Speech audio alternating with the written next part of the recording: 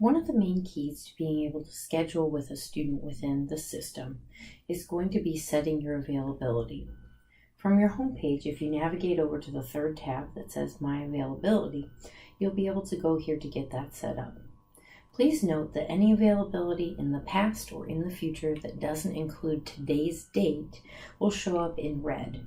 Only days or availabilities with ranges that include today's date will show up as white. So know that that's not a concern. We get a lot of questions about that. The reason that you want to set availability is if you're in an office where there's front desk scheduling, or you're going to use student self-scheduling, or even scheduling for yourself, is it makes it easier to track where you have openings for working with students. If you're using calendar integration with iCal, Outlook Calendar, or Google Calendar, and again, we promote Outlook because it's the most stable of the integrations, this is going to be something that works with that as well. Availability that you set here on the page won't show up on your Outlook calendar, but your Outlook calendar appointments will show up on your SSC calendar and will block available times. So some folks might have the ability to set longer term availabilities, while some folks, like in our office, in Office of Academic Advising, we're doing day-to-day smaller chunks of availabilities because our office functions differently. So let's say you have office hours every Monday, Wednesday, and Friday that you want to be able to see students. You'd select those the day or days up here. You'd select the start and end time. You can either type it in or you can scroll to find it. Let's say that your office hours are 1 to 3 on those days. And you can select how long this is going to be available. You can select the entire term, you can select a range of dates, or you can select forever. In most cases, you'll likely be selecting a term or a range of dates. So let's go ahead and say that this is going to be accurate for all of fall term. This will go up to and include finals week, but will not include winter break. So fall.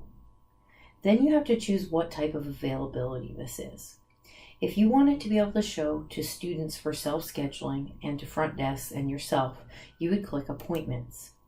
If you want this availability to be for drop-ins, where a student or front desk staff member or yourself can't schedule a student to meet then, but they could get on a list to drop in and speak with you, you can do this drop-in button here.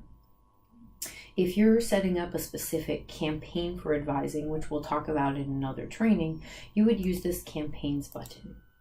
In this iteration of the system, you can have overlapping types of availability. So you might be able to have appointments and campaigns and drop-ins all at once.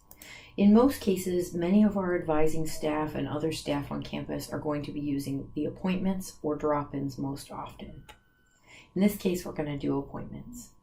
The next thing you'll do is select your care unit, and the care unit is the larger umbrella of the area that you're working in. This particular advisor, because of the role that they have, only has access to general advising.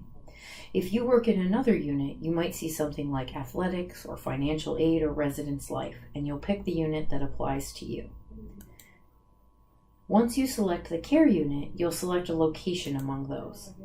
So in this case, this person is going to be selecting advising undergraduate studies, but you would be selecting likely your department, or if you're working on a residence hall, the hall in which you're working, or if you're working in an office like financial aid, the office in which you work. So this person's going to choose advising undergraduate studies.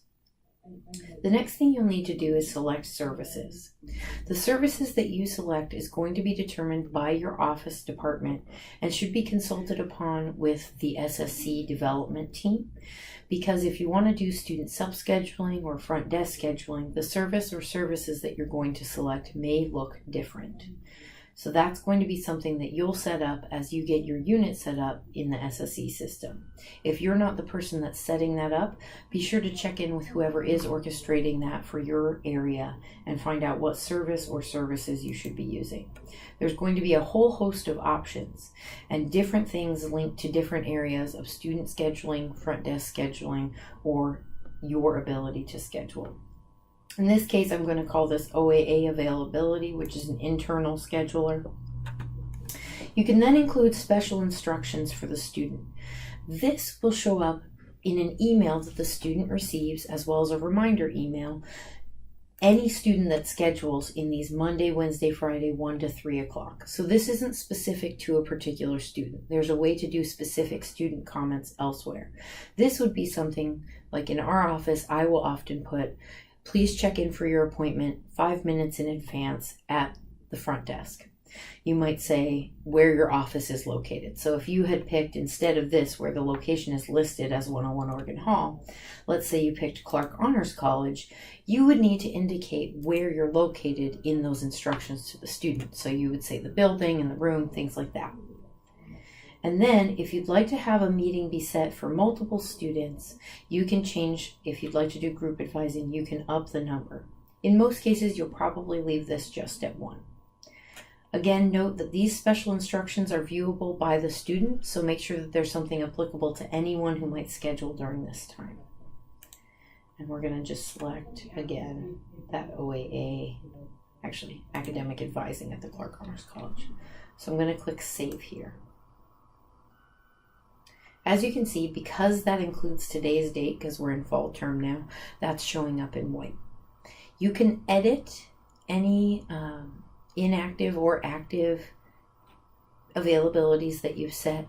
You can also, once you've set an availability that meets your parameters, you can copy that time if you want to use it and have the same purpose or reasons that you have. Especially if you're using more than one purpose or reason, it can be helpful to copy if you have like 5 or 6 of those, not to have to click them each time. You can delete a time if it's no longer applicable. You can also add a time. Let's say that maybe you work sometimes in the Clark Honors College, but other times you're in anthropology. You would be able to do a separate brand new availability that takes that into account. So that's how you set availability. It's pretty simple, but you'll want to make sure that you're keeping track of that. Often what we recommend is that in your Outlook calendar, Google Calendar, or iCal, you indicate when you set availability, and you do so marking it with a free in that information. If you need help on how to do that, how to change from busy to free within the calendar systems, there's some really good instructions online that can help you with that. So that's how you set availability. The next thing we're going to look at is scheduling an appointment with a student so that you can do that with a student should they come into your office.